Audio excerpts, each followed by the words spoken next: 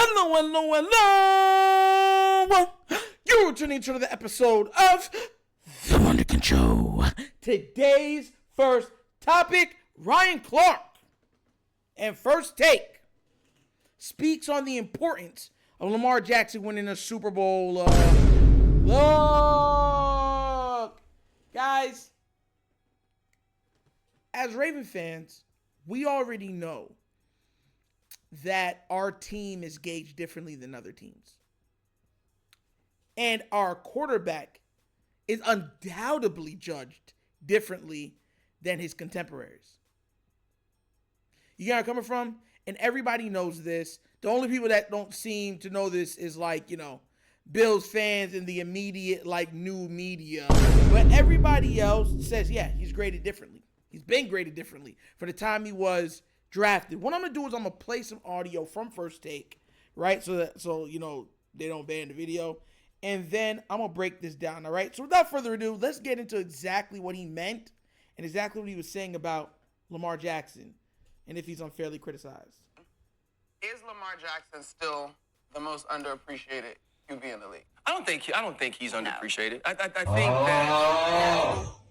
I mean, right he has two MVPs. Right now, Lamar Jackson has two MVPs. We have these questions. The actual accolades say that Lamar Jackson isn't underappreciated. Right. Now, there's going to be the stupidity that's outside of the actual game, of the people who know what's going on the field, that's going to make you feel like he's underappreciated, right? The same way you felt he was underappreciated on draft night when we watched him lay on the table next to his mother, right? When the Baltimore Ravens had to move back up and probably make Ozzie Newsome's greatest pick of all time, of a second Hall of Fame sort of career. He was underrated when people ask him, hey, should you switch positions? Correct. But when we watch him on Sundays now, he's not underrated in any way. We all know who Lamar Jackson is. I believe what changes the entire narrative is exactly what Elle says, though. You got to go win the championship. Right. And the reason you have to go win the championship is because you are no longer underrated. Because we rate you perfectly where you are. We say you are on the tier right under Patrick Mahomes. Why? Because Patrick Mahomes has 3 championships. Exactly. In order for you to be in that sort of conversation, you have to go win one. And you have to go win one playing any kind of way. Yeah. Whether it's the traditional Lamar way that involves his legs and quarterback runs, or it's Lamar Jackson being the pocket passer that we see now. But I do want to add one thing, because I know we changed the question, and I wanted to say something about this. And I want to say it to you, and I want to say it to Randall Cunningham, and I want to say it to Russell Wilson, and I want to say it to Michael Vick.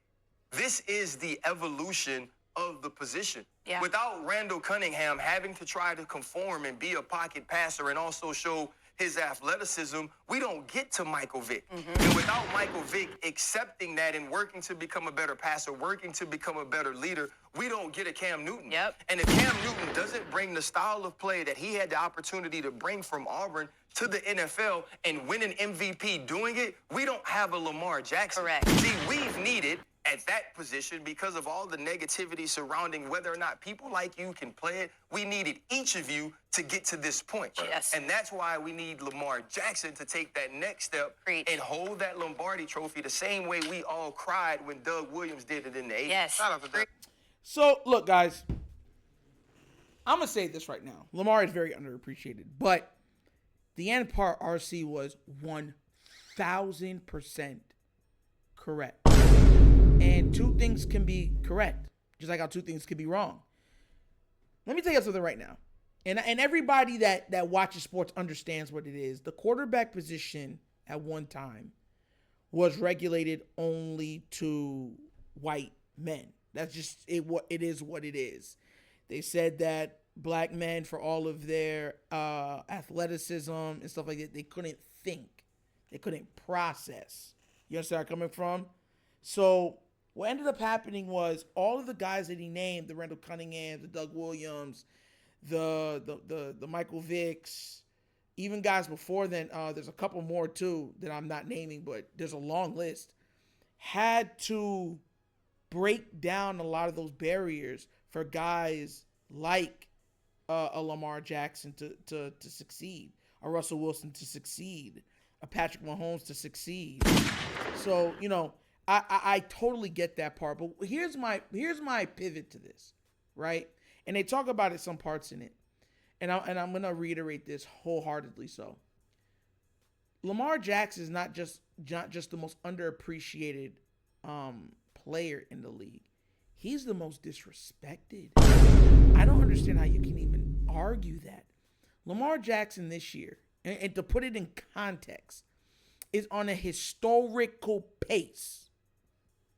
If he was truly stat padding, we could be looking at a 4,500 passing yard season with 1,000 yards rushing on top of 40 plus touchdown passes.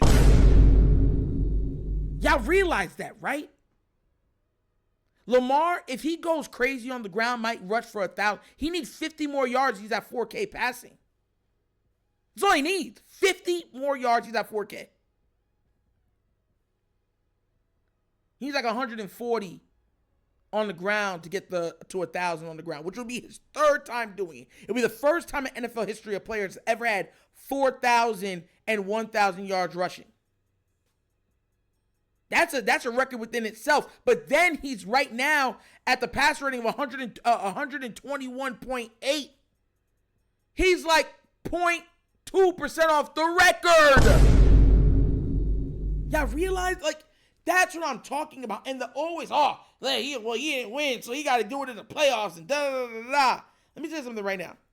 Even if Lamar Jackson made it to the Super Bowl, played great, and they lost, they would still just say he lost. That's all that would happen. I'm telling y'all this because we've watched them move the goalposts after the goalposts. Winning one title, to show you how crazy it is, winning one title is not even enough for Lamar. Y'all know that, right? That won't quell anything. They'll be like, okay, he won one. Well, let's be real. A lot of people have won one. Look at all his past performances. He got hot. Can he even try to do it again? I mean, he was lucky. A lot of stuff weren't going well. Patrick Mahomes wasn't at his 100%. Josh wasn't at 100%. I'm telling you, because everyone was at 100%. And that's the only reason why Lamar got it. Because that's what they do. He's the most disrespected, unappreciated MVP we have ever seen in the history of the sport. And they wholeheartedly do it proudly. Proudly. So, Ryan Clark saying he's not underappreciated, you know it's a lie. That's exactly why Cam Newton was going to check you on that.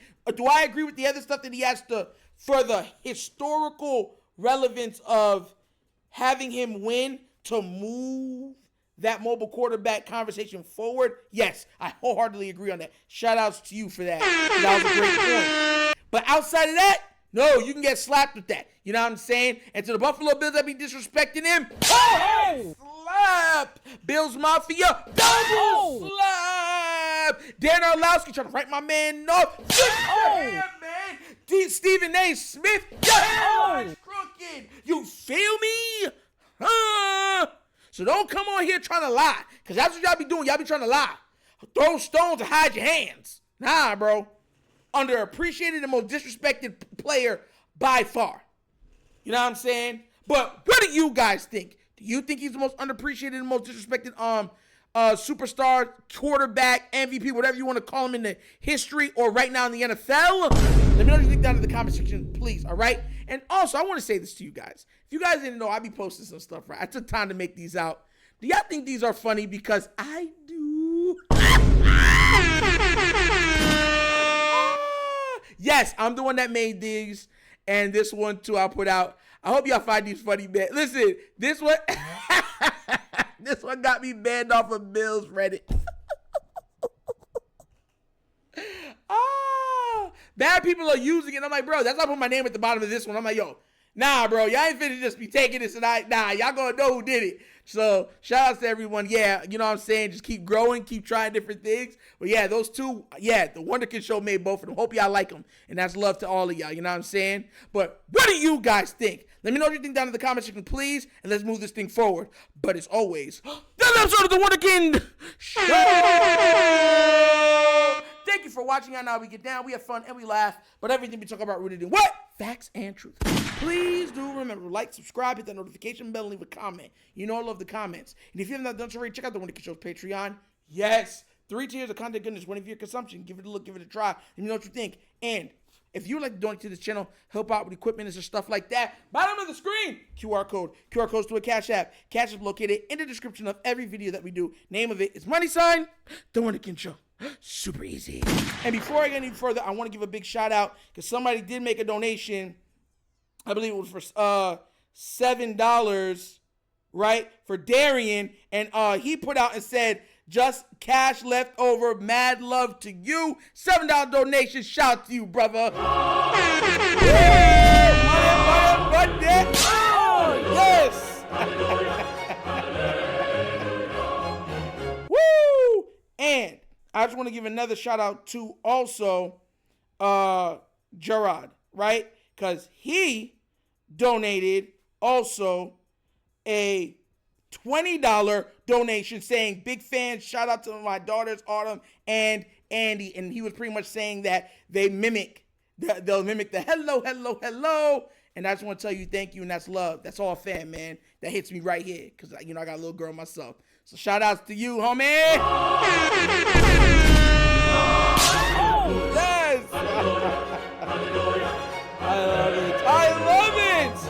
Shout out to you, Jared. But if you want to do what they do also and donate, help out with the equipment and such stuff like that, just like, guys, that's how you do it. And it's so appreciated, especially this time of the year. That's how we get new stuff. We did get a GoPro for the channel, so there's going to be some action stuff. We might be making another channel, so I'll keep you updated on that too. So yeah, definitely a lot of stuff coming forward for this upcoming year. A lot more stuff. But as always, that's an episode of The Wunderkind Show. This is your host, Nectar, signing off. And as always, you know my slogan. Peace. And I am out of here. Huh? Yeah. Finish him, Daddy. Wee, wee, wee, wee, wee. So,